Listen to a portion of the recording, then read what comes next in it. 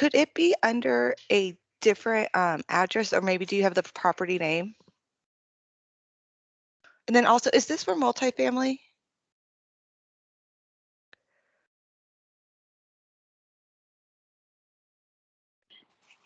To me, it looks like you didn't finish putting in the Buena Vista. It's just Buena VI.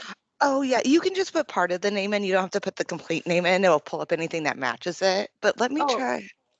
I didn't realize it did it right there. That's awesome. Okay, let me try from the location rating and see if we have one nearby. Because if the address is slightly off from ours, we're in Buena Vista, or it's Buena Vista Street. And then, do you know the city?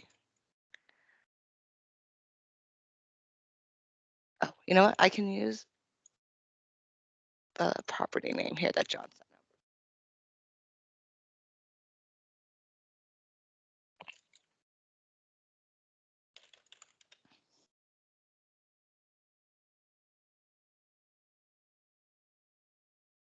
And I'm sorry, you guys, which city is this in?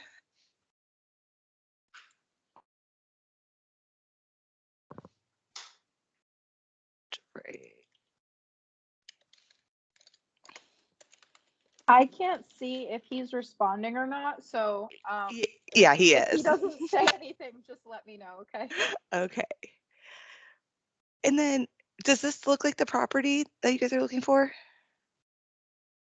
Okay, so that is over 50 units.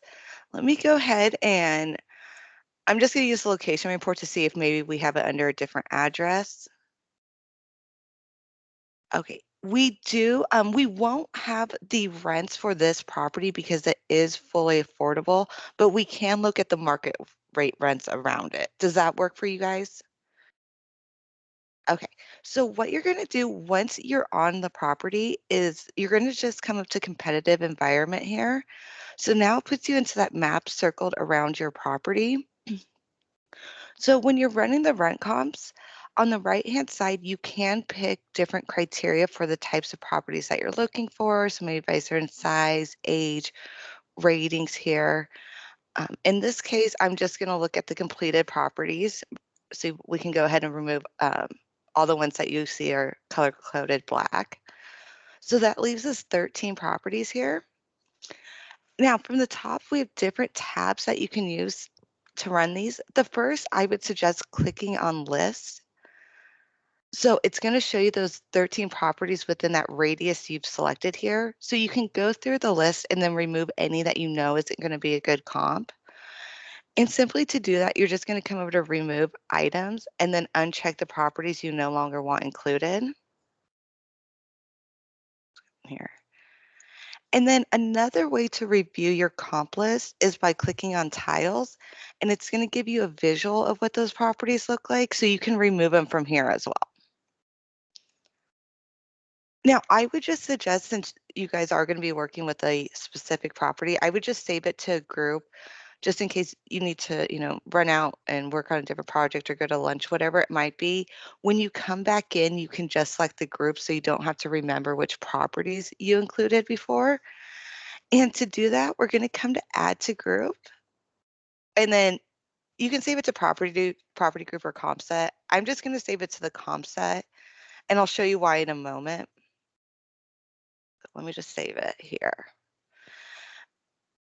And the reason why I saved it to the comp set is if you happen to use download brochure, if you want to PDF the information, you can actually select here your custom comparables, your rent comparables to use in the brochure.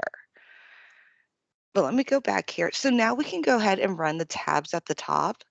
So first is going to be your sale comparables. So it's going to look at those properties and see if they've sold within the last 5 years. You can change your sale period if you need to, if you want to go further back out. But we'll list off which properties in a comp set sold, their sales date, and then their sales price. We can also do this to see if they have any loan information, loan characteristics. Okay, so this will pull if any of the properties have been flagged with a debt service cover ratio, if you want to look at that. You probably wouldn't need this in when you're running your comps. But we'll go ahead now and look at the rents.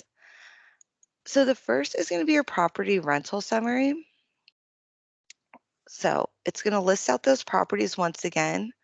Yours is always going to be highlighted in yellow, your subject property, but as you can see, we don't have the rents for it. But when you look down below, you're going to get your rent per unit, and then you're going to see actual and market. The difference between the two of those is actual is what the renter is writing the check for. Market is adjusted off of it. So we're taking into consideration like rubs, washer and dryer, and garage to come up with that market rent. I would say most of our clients probably look at the actual rent. And then just to the right of that is going to be the occupancy, which we report the occupancy as a whole for the building, not by unit type. And it's highly derived off of the United States Postal Service. Oh, and then also something, and I don't know if you guys are aware of this, our reports do export out to PDF, Excel, and Word. Next is going to be your property rent comps, and this is going to index out the rent by unit type. So we'll start, for instance, we have our one bedroom, so all the properties that have one bedrooms in that comp set. And then if you need to, you can come over to actual rent and sort it by per unit or by per square foot, wherever you see these arrows.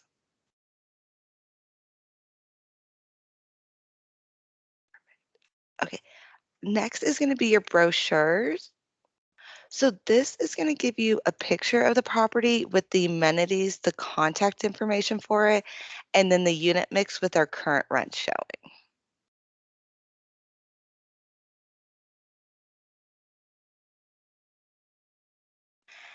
And then lastly is going to be your trends report, which this won't obviously pull the trends for your subject property, but you can look at the trends for the other ones.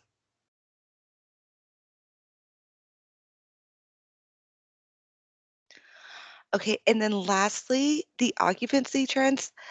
Since we don't, I don't believe we collect occupancy on affordable properties. It's just our market rate.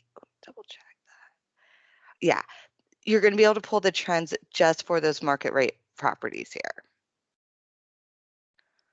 But that's running a rent survey. Was there anything else that you guys were looking for?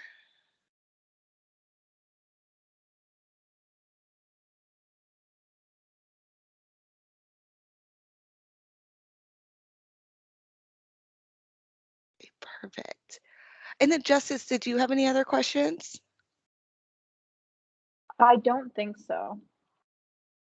It's pretty a pretty good website to navigate. Yeah, once you're in there and you're playing around, it's really easy to use. Just answering John's question, just for the export, you'll just click on this and then select which one you would like it in. So if, say in Excel, it's going to open it up in Excel and then you can print it from there. Sorry, that's not the report.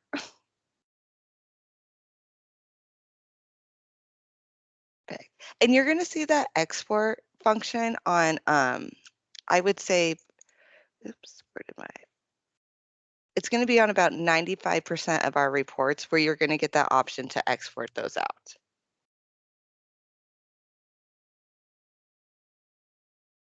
By the unit mix, yeah, if you just run any of the rent reports that you see here, so for instance, the comparable rental brochures, this will export out also into Excel. The only thing that doesn't really export out to Excel is going to be your map. That's only going to export out to PDF, and then the tiles tab, which is the visuals of it.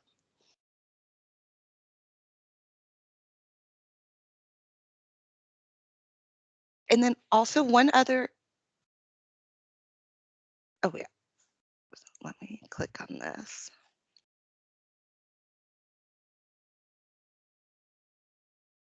Sorry.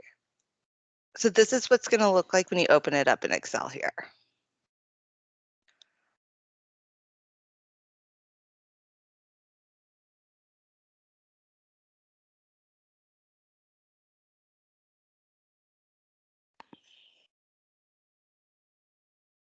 No, it won't. And we can't adjust these lines. They're just standard. There's no adjustments made. that we can do. If you were on a property though, just say maybe the subject property here, on the property details, when you scroll down below, it won't have it on this property actually because we don't have rental rate history. Let me look at a different property. Hold on, let me pull it up.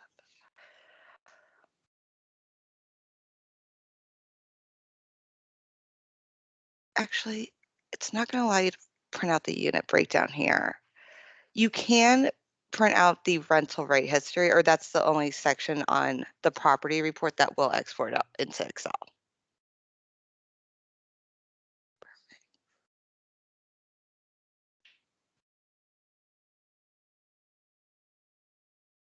Yeah, you should be able to cut and paste in these unit mixes. I don't think I've tried that in a while. Excel. You know what? That won't work. Let me see if there's some type of solution that I can do for you on how to get those unit breakdowns out. Because at this point, really the only way to do it is from your competitive set and using the brochures here. But let me see if there's some kind of workaround we can do. Can you not cut and paste from the Excel sheet to like a blank Excel? You know what? You probably can. Let me try that. Sorry, I never cut and paste these, so I'm like, can't remember. Let me see. I just don't know how the lines are going to match up. Let me just open it.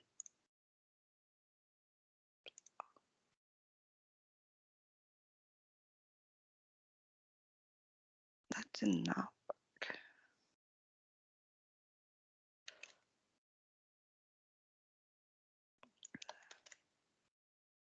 There we go. Yeah, you can do that as well. Yeah, that's probably right now the easiest workaround for it since we don't actually have a way to do it.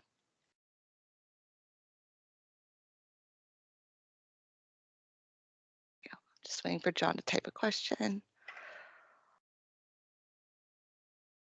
Yeah, we have mentioned it. I can get a status on from our development team to see when that's something that they'll implement into our system. I'm not sure where it is their on the projects that they're working on at this time.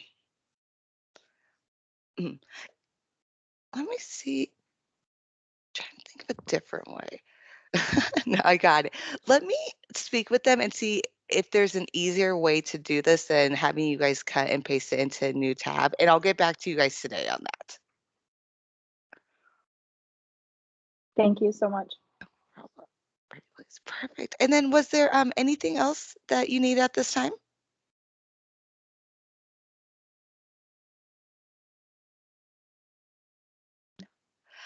Okay, great. So I will get back to you as soon as I hear from our development team. And if there's anything else that you guys need in the future, just feel free to reach out to me and we can go over it.